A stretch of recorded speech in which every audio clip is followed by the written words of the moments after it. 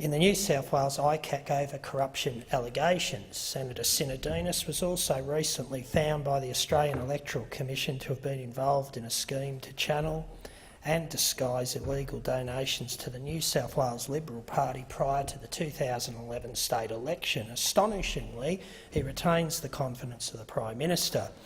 Until recently, the government had also had the Honourable Member for Fisher, Mel Brough, as its Special Minister of State. Mr Brough remains under investigation by the AFP over his role in the James Ashby affair.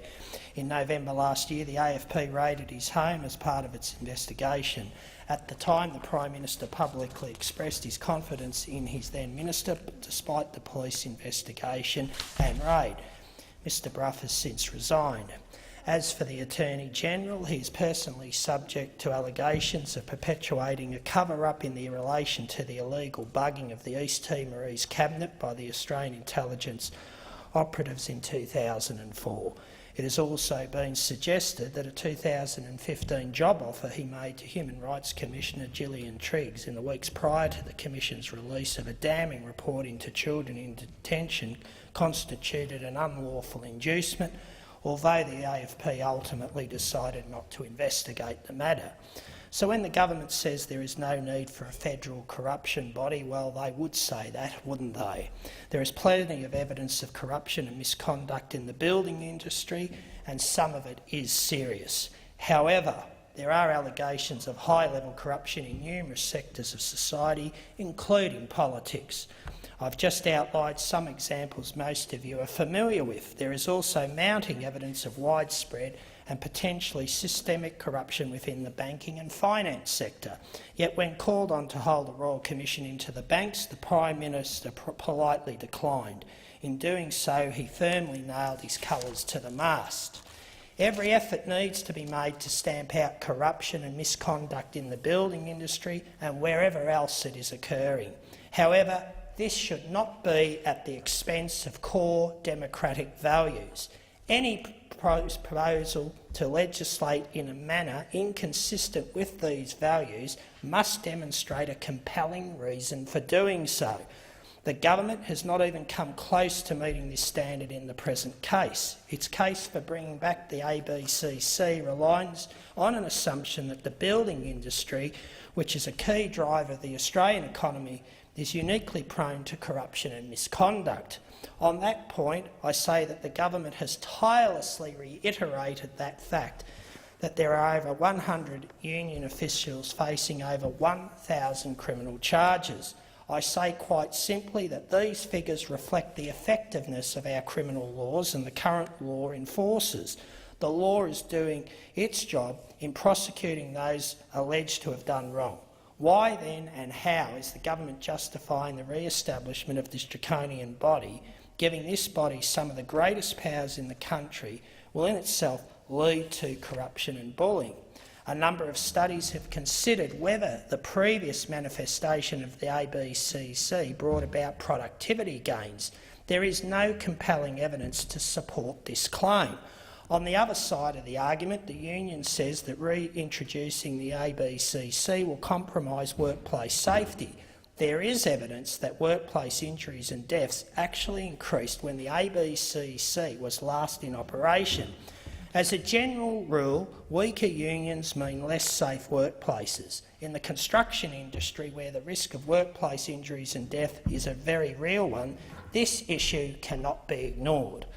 I met with 3 courageous family members this morning who had all lost their loved ones as a result of workplace accidents. Kate Canazarati lost her 21-year-old son Ben, who was killed on a worksite in the ACT after a 39-metre boom from a concrete pouring machine collapsed and struck him.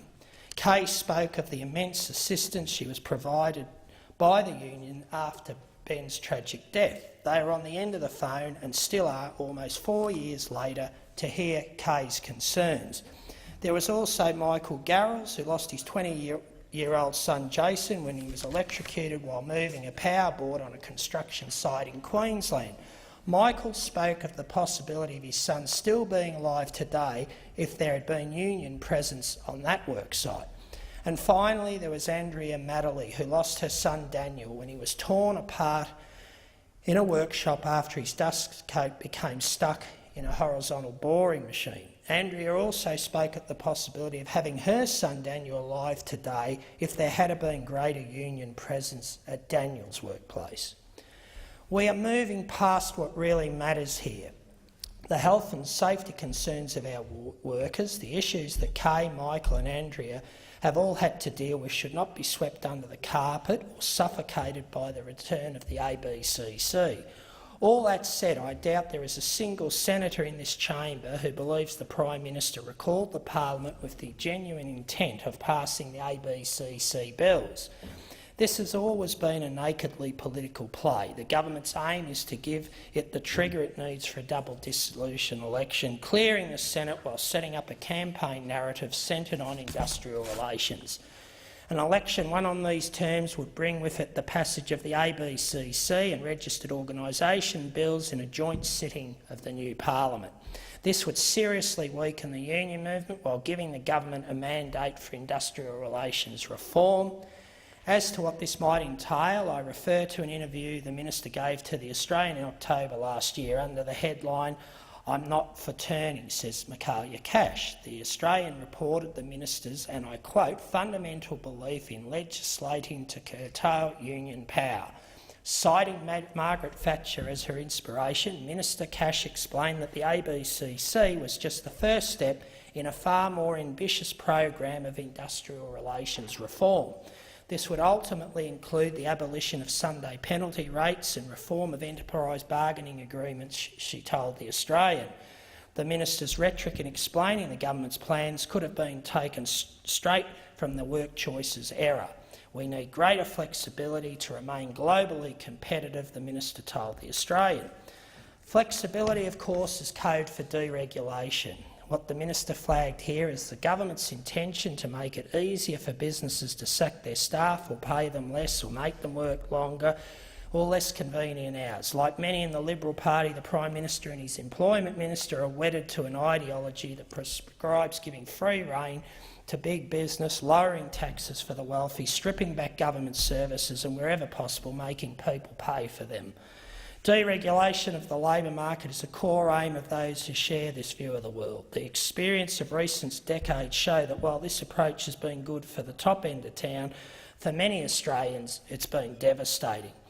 It has transformed what was once a land of opportunity and a society divided between the haves and the have-nots. And since the 1980s we've watched as the industrial heartlands of our cities have slowly died off, the victim of successive governments too ideologically blinkered to see the obvious benefit of maintaining what once was the engine room of our economy.